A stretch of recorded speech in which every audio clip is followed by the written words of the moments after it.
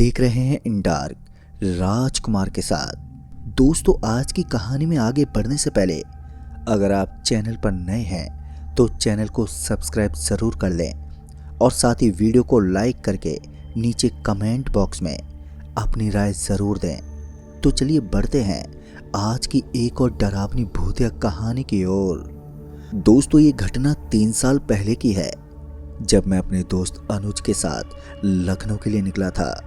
पर जब हम दोनों स्टेशन पर पहुंचे तो तब तक हमारी ट्रेन निकल चुकी थी और फिर जब हमने स्टेशन पर पूछताछ की तो पता चला कि लखनऊ के लिए डायरेक्ट ट्रेन अब अगले दिन ही मिलेगी।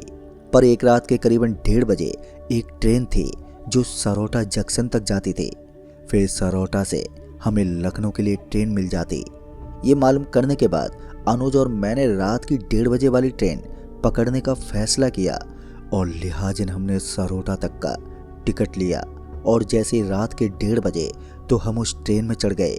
चूंकि रात पहले ही काफ़ी हो चुकी थी तो ऐसे में ट्रेन में बिल्कुल खामोशी पसरी हुई थी। ऊपर से ट्रेन की काफ़ी सीट खाली पड़ी थी। शायद काफ़ी मुसाफिर उतर चुके थे और बचे हुए मुसाफिरों की आखिरी मंजिल सरौटा जंक्शन था। खैर, अब तक हमारी आंखें भी भारी होने लगी थी, इसलिए अनुज और मैं खाली पड़ी सीट पर जाकर बैठ गए। हमारे बैठते ही ट्रेन भी खुल गई और वहीं हम दोनों बात करते करते कब सो गए पता ही नहीं चला। फिर जब अचानक ही मेरे सीने पर भारीपन महसूस होने लगा तो मुझे सांस लेने में दिक्कत होने लगी, जिसके चलते मेरी आंख खुल गई। और आंख के खुलते ही जैसे मैं उठकर बैठा तो वैसे ही मेरा ध्यान सामने वाली सीट पर गया जिस पर अनुज सोया हुआ था। पर उस वक्त अनुज उस सीट पर नहीं था और उसे वहां पर ना देखकर मैं थोड़ा घबरा गया। फिर जब मैंने खिड़की से बाहर झांका तो पता चला कि ट्रेन किसी स्टेशन पर रुकी हुई है। ट्रेन को स्टेशन पर रुका देखकर मुझे लगा कि हो सकता है अनुज ट्रेन से बाहर उतर गया होगा या फिर टॉयलेट करने गया होगा। अभी मैंने यही सोचा था कि तभी पीछे से अनुज आया और बोला, भाई चल यार चाय पी कर आते हैं। जिस पर मैंने अनुज से बोला, चुपचाप से सो जा, इतनी रात को चाय कौन पीता है। मेरे इतना कहते ही अनुज बोला, अरे तू सो, मैं तो चला चाय पीने। इतना बोलकर वो ट्रेन से नीचे उतर गया और मैं फिर से लेट गया। पर अब मुझे नींद नहीं आ रही थी क्योंकि मुझे अनुज की चिंता हो रही थी। मुझे डर था कि कहीं चाय पीने के चक्कर में अनुज जंक्शन पर ही ना छूट जाए। फिर जब देखते ही देखते 15 मिनट गुजर गए और अनुज नहीं लौटा तो मैं अपनी सीट से उठा और ट्रेन से उतरा और प्लेटफार्म के उस हिस्से की तरफ बढ़ा जिधर कुछ दुकानें थी। वैसे तो स्टेशन छोटा ही था पर अच्छी बात ये थी कि हर जगह रोशनी थी। खैर, जब मैं उन दुकानों के पास पहुंचा तो मैंने पाया कि उन दुकानों में से कोई भी दुकान चाय की नहीं है।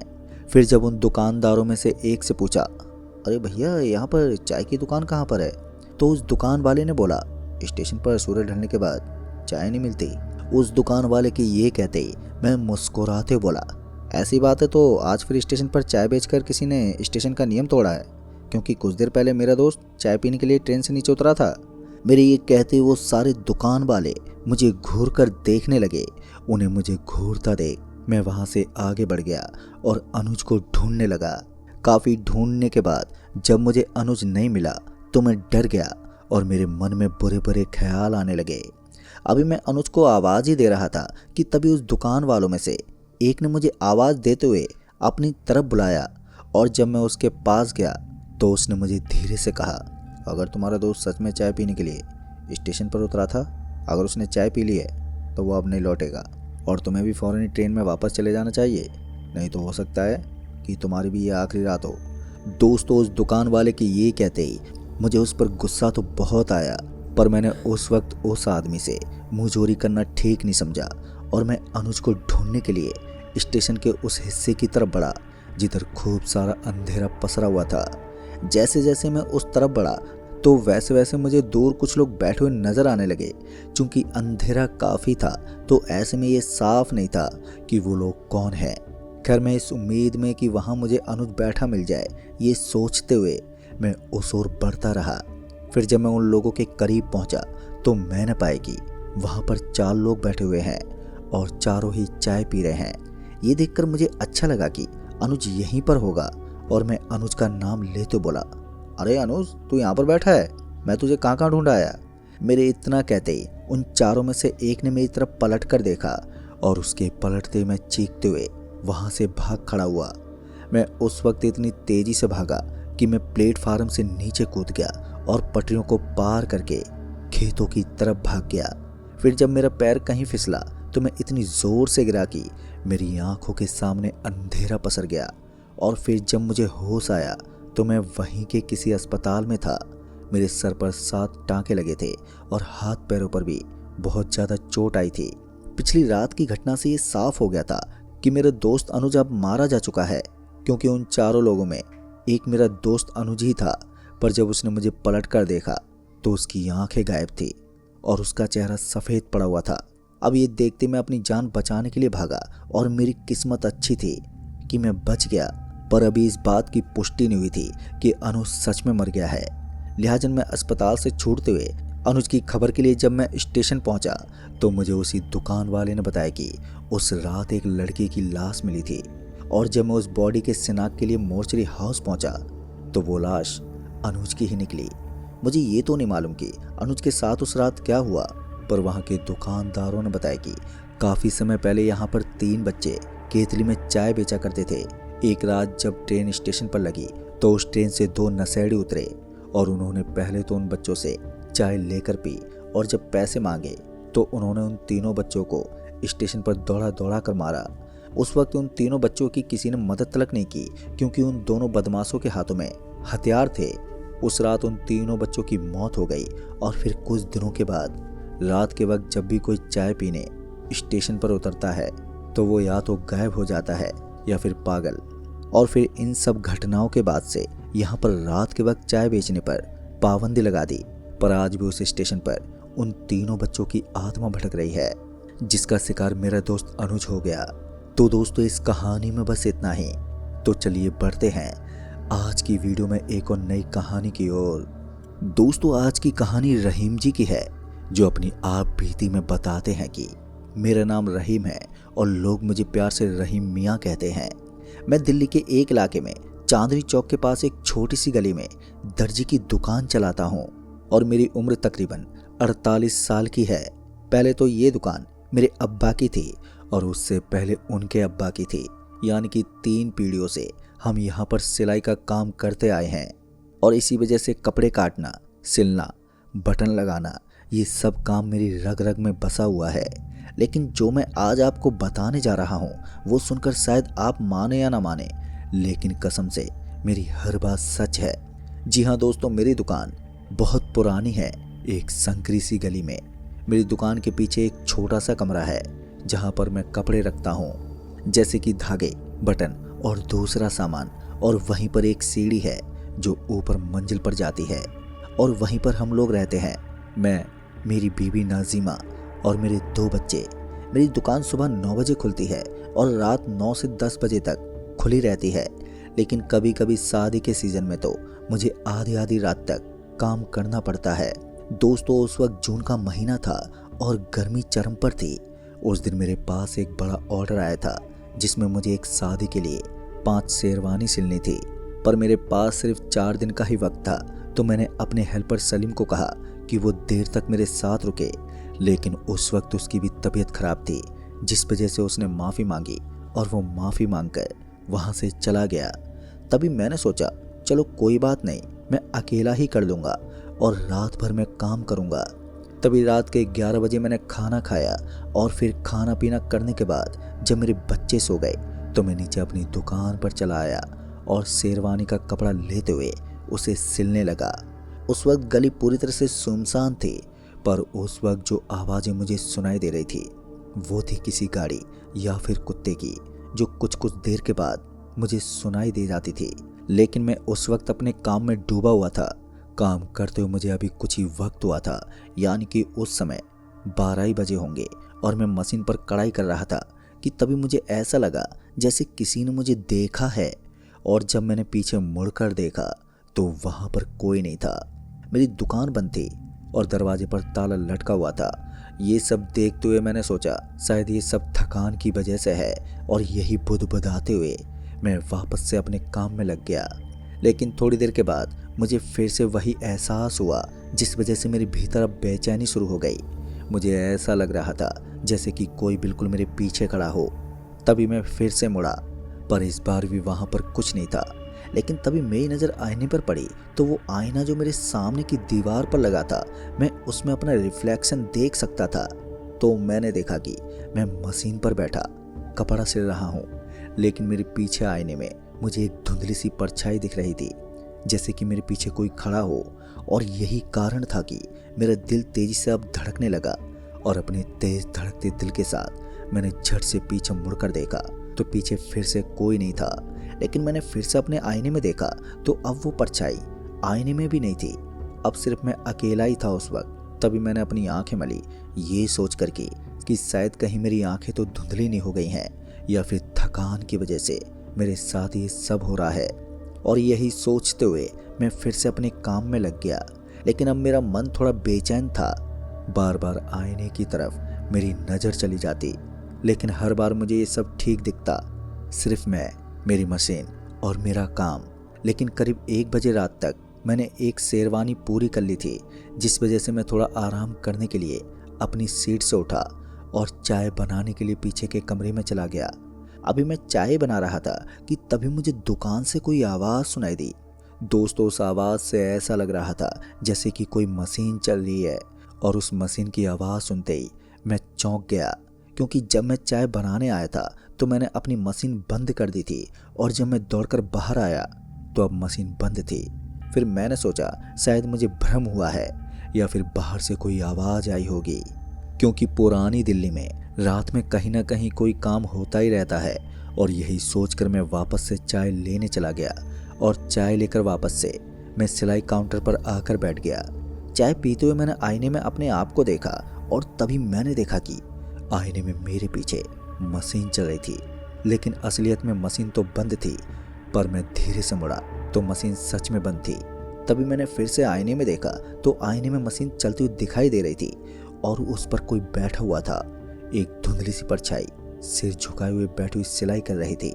दोस्तों, अब डर की वजह से मेरे हाथ से चाय का कप नीचे गिर पड़ा, और जैसे ही चाय का कप हाथ से गिरा कि उसकी आवाज़ से मैं खड़ा हो गया। लेकिन मेरी नज़रें अभी भी आईने की तरफ ही थी। तभी वो परछाई धीरे धीरे साफ साफ दिखने लगी। उसने पुराने कपड़े पहने हुए थे, टोपी, उसकी दाढ़ी से वो कोई बूढ़ा आदमी लग रहा था, और वो मेरी मशीन पर बैठा हुआ था। लेकिन असलियत में वहाँ पर कोई नहीं था। और जब मुझे वहाँ कोई नहीं दिखा तो मैं डरते हुए पीछे की तरफ हटने लगा। लेकिन मेरी आंखें आईने पर ही थी, और वो आदमी सिलाई करता रहा। फिर धीरे धीरे उसने अपना सिर ऊपर उठाया और मेरी तरफ देखा तो उसकी आंखें पूरी तरह से खाली थी, यानी कि उसमें सिर्फ गड्ढे थे। उस भयानक चेहरे को देखकर मैं चीखना तो चाहता था, लेकिन मेरी आवाज़ ही नहीं निकल रही थी।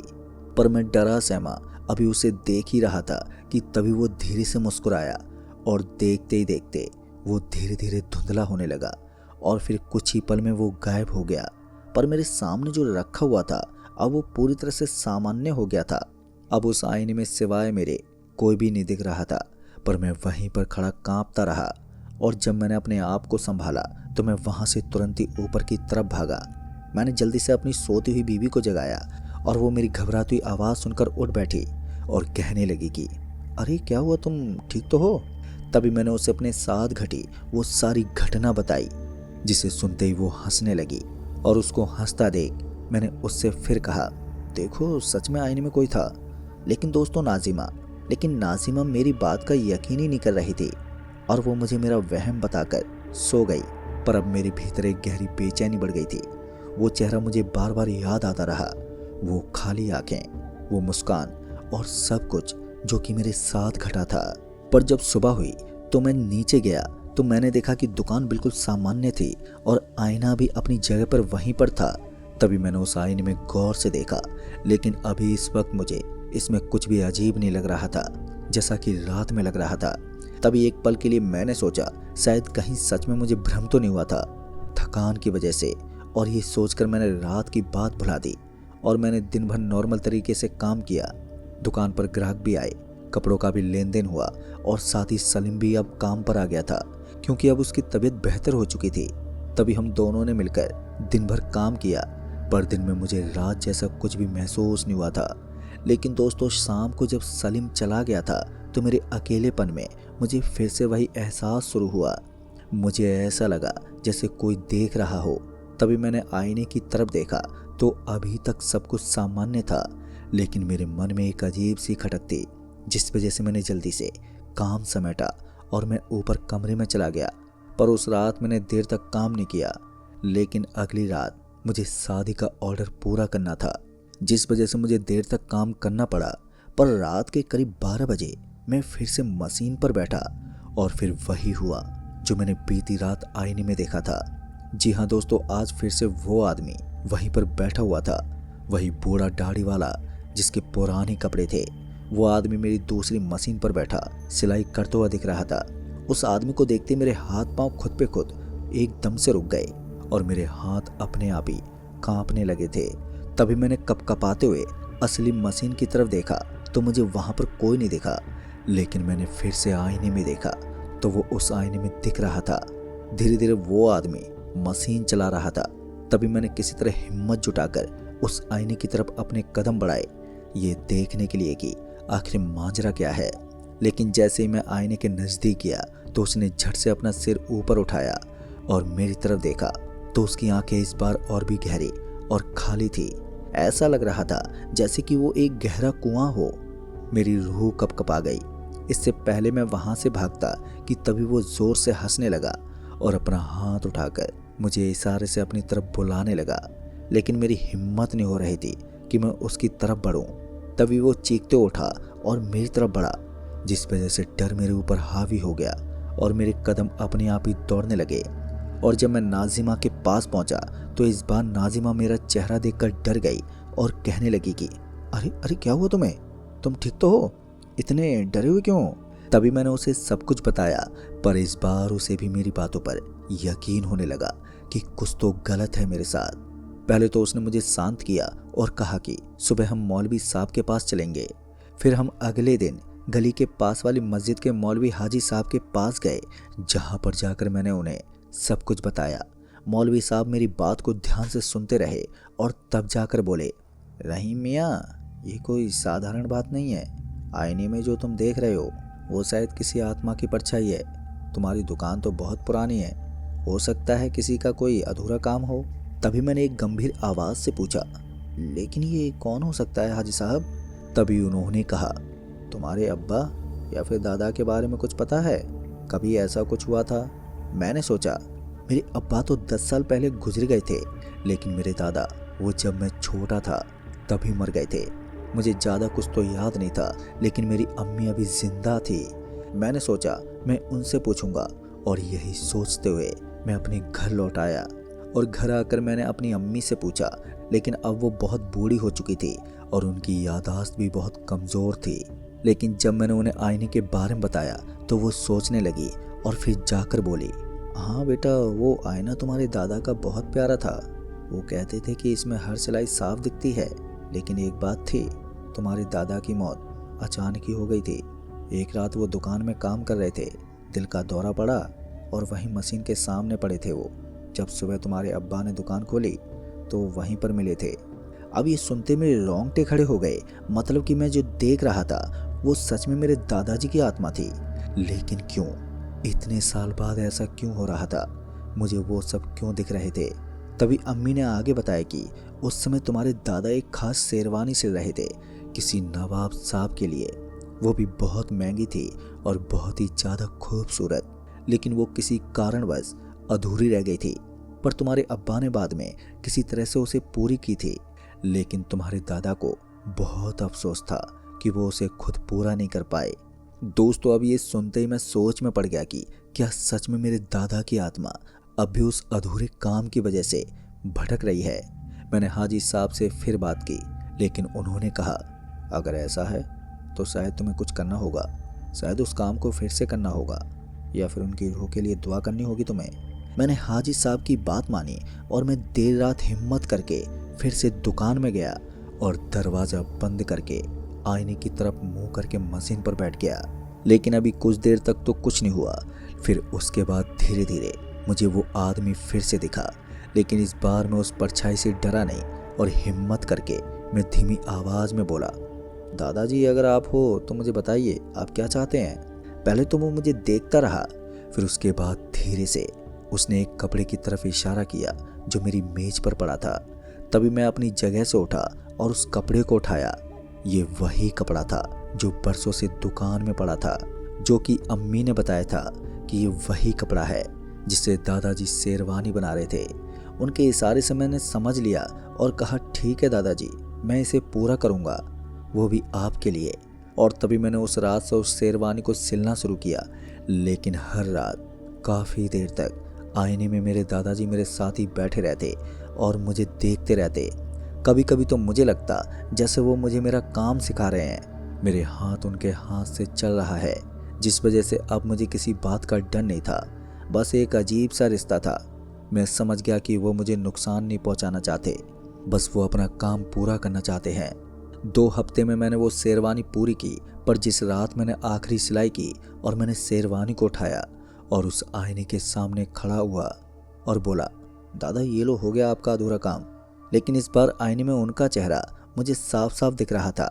वो मंद मंद मुस्कुरा रहे थे। तभी उन्होंने अपना एक हाथ उठाया जैसे कि वो मुझे आशीर्वाद दे रहे हों, और फिर वो धीरे धीरे प्रकाश में बदलने लगे और फिर कुछ देर के बाद वो गायब हो गए। मेरे सामने रखा वो आईना अब खाली हो गया था। उस आईने में सिर्फ मैं ही अकेला हाथ में शेरवानी लिए खड़ा रह गया। उस वक्त मुझे ऐसा लगा जैसे कि मेरे दादाजी के ऊपर से एक बोझ उतर गया हो। फिर उसके बाद मुझे कभी भी वो परछाई नहीं दिखी। मेरे सामने रखा आईना फिर से सामान्य हो गया। मैंने वो शेरवानी एक म्यूजियम को दान कर दी ताकि ये निशानी हमेशा बनी रहे। लेकिन दोस्तों, कहानी अभी यहीं ख़त्म नहीं हुई थी। फिर कुछ हफ्तों के बाद मेरे साथ एक अजीब सी चीज़ होने लगी, जैसे कि मैं दिन में काम कर रहा होता और आईने में अपने आप को देखता, जिस वजह से मुझे बेचैनी बनी रहती। और कभी कभी मुझे ऐसा लगता कि आईने में मेरा रिफ्लेक्शन थोड़ा अलग है, जैसे कि वो मुझे एक सेकंड पहले या बाद में हरकत करता है।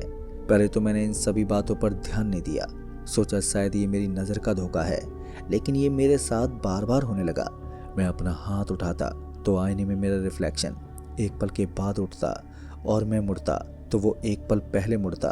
फिर एक दिन मैं कपड़ा काट रहा था तो मैंने अपने आप को आईने में देखा तो मेरा रिफ्लेक्शन कुछ और काट रहा था, जिसे देखते मैं चौंक गया और मेरे चलते हाथ तुरंत ही रुक गए। लेकिन आईने में मेरा रिफ्लेक्शन कटाई जारी रखे हुए थे। मैंने जल्दी से कैंची नीचे रखी तो आईने में वो अब भी कैंची हाथ में लिए था, जिसे देखते अब मेरी सांसें फूलने लगी और ये सोचने लगा कि भला ये सब कैसे संभव है। तभी मैंने आईने के पास जाकर गौर से देखा तो मेरा चेहरा तो उसमें दिख रहा था, लेकिन थोड़ा अलग था, जिस वजह से मैं पीछे हट गया और मैं मन ही मन बड़बड़ाया। लेकिन मेरे पैरों तले ज़मीन तो तब खिसक गई जब आईने में मेरा रिफ्लेक्शन मुस्कुराने लगा था, जिस वजह से मेरा दिल अब तेजी से धड़कने लगा और मैं धड़कते हुए दिल के साथ भागकर ऊपर चला गया। और सारी बात मैंने फिर से नाजिमा को बताई। नाजिमा मेरी बात सुनते ही फिर से घबरा गई और बोली कि शायद तुम फिर से थक गए हो या फिर वो आईना कुछ गलत है, हमें उस आईने को हटा देना चाहिए। तभी मैंने नाजिमा की बात में हाँ में हाँ मिलाई और फिर अगले ही दिन मैंने सलीम को बुलाकर उस आईने को उतार कर पीछे के कमरे में रख दिया और साथ ही उसे एक कपड़े से ढक दिया। जिसके बाद मैंने एक नया आईना लगवाया जो कि बाजार से खरीदा हुआ था, जिसके बाद से सब कुछ सामान्य हो गया। अब सब ठीक चल रहा था। मैं काम करता और उस आईने में सामान्य रिफ्लेक्शन दिखता रहता। पहले जैसे कोई भी अजीब चीज़ नहीं दिखती थी। लेकिन फिर एक रात मुझे एक सपना आया कि मैं अपनी दुकान में हूँ, उसी पुराने आईने के सामने खड़ा हूँ और आईने में मैं खुद को देख रहा हूँ, लेकिन उसमें मेरी शक्ल अलग दिख रही थी। वो मुझे घूर रहा था और फिर धीरे धीरे वो आईने से बाहर निकलने लगा।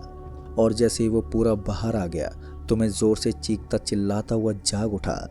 उस वक्त मैं पसीने से तर हो रखा था। तभी मेरी पत्नी नाजिमा ने मुझे थपथपाते हुए कहा, शांत हो जाइए, ये कोई सपना था तुम्हारा। लेकिन दोस्तों, मुझे यकीन नहीं हो रहा था क्योंकि वो सपना इतना असली लग रहा था, मानो कि अभी अभी मेरे सामने की बात हो। लेकिन जब सुबह हुई तो मैं फिर से उसी पुराने आईने के पास गया और जब उस आईने को देखा तो वो आईना उसी कपड़े से ढका हुआ था जिससे हमने उस आईने को पहले ढका हुआ था। लेकिन मेरे मन में अब तरह तरह के ख्याल उमड़ने लगे थे और सोचने लगा कि आखिर ये सब हो क्या रहा है। और उन्हीं सवालों को मन में लेकर मैं फिर से बाबा हाजी के पास गया, जहाँ जाकर मैंने उनसे सारी बात बताई। तो उन्होंने मुझसे कहा कि तुम उस आईने को कहीं पवित्र जगह पर जाकर दफना दो। लेकिन दोस्तों, वो आईना मेरे बुजुर्गों की निशानी थी, जिस वजह से मैं उस आईने को कहीं भी फेंकना नहीं चाहता था। खैर, उस वक्त तो मैं वहाँ से अपने घर वापस लौट आया और फिर रात को मैं एक ज़रूरी ऑर्डर को पूरा करने में लग गया। लेकिन काम करते हुए मेरे मन में एक खटक अभी भी थी, जैसे किसी चीज़ की कमी हो। लिहाजा मैं अपनी सीट से उठा और उस कमरे में जाकर उस आईने के सामने खड़ा हो गया। और जैसे ही मैं उस आईने के सामने खड़ा हुआ तो मेरा रिफ्लेक्शन मुझे देखकर मुस्कुराने लगा और उसका एक बेहतरीन इशारा मेरे समझ में आया, जो था मेरे द्वारा एक सिले जा रहे लहंगे का, जिसकी कढ़ाई में मेरी गलती उस रिफ्लेक्शन द्वारा पता चली। मतलब ये था कि ये आईना मुझे मेरे काम को सही से करवाना जानता था। सिलाई के दौरान मेरी गलतियों को मुझसे ठीक करने का इशारा देता, ना कि मुझे डराता। दोस्तों, अब मैं इस बात को समझ गया था। तो सुबह होते ही मैंने वो नया आईना दुकान से हटा दिया और वही पुराना आईना दुकान में फिर से लगा दिया। अब मैं जो भी काम करता तो मैं उस आईने में देखकर ही करता, और सिलाई करते वक्त मुझसे जो भी गलती होती तो उस आईने में मेरा रिफ्लेक्शन मुझे बता देता। और ऐसे ही धीरे धीरे मैं एक अच्छा सिलाई मास्टर बन गया। यहाँ तक कि लोग मेरी तारीफ तलक करने लगे थे कि मेरे जैसा सिलाई कोई नहीं कर सकता। खैर दोस्तों, मैं उस आईने के साथ आज भी जुड़ा हुआ हूँ। कोई कोई चीज़ें हमारे पूर्वजों के आशीर्वाद के रूप में होती हैं, जिनसे हमें आगे भविष्य में तरक्की मिलती है। और हमें अपने पूर्वजों की किसी भी चीज़ को संभाल कर रखना चाहिए और उसका भेद नहीं देना चाहिए, क्योंकि उन चीज़ों से हमारे घर की उन्नति होती है। तो दोस्तों, इस कहानी में बस इतना ही। कहानी आपको पसंद आई हो तो वीडियो को लाइक, शेयर, कमेंट ज़रूर कर दें।